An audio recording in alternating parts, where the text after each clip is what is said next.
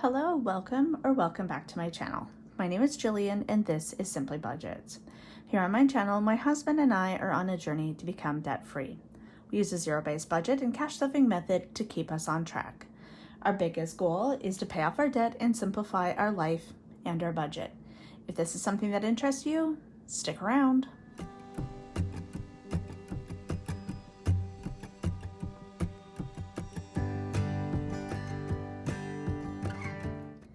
So today we are going to be cash stuffing the final paycheck for August.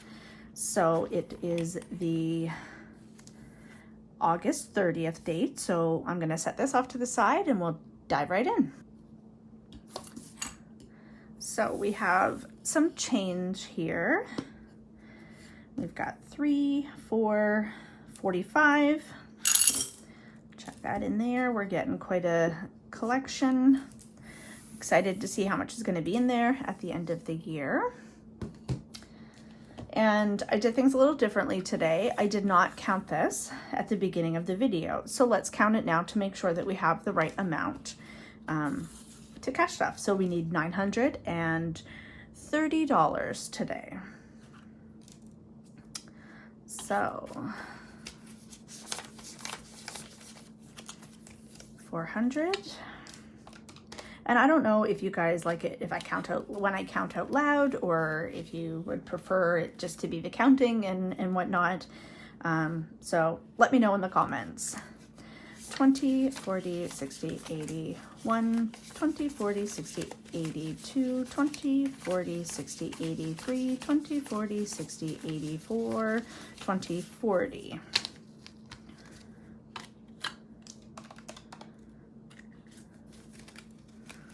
10, 20, 30, 40, 50, 60. 5, 10, 15, 25, 30. $930. Okay, so we'll get started. So we'll do our weekly binder to start. Groceries is going to get 100. 20, 40, 60, 81. Gas is going to get 150.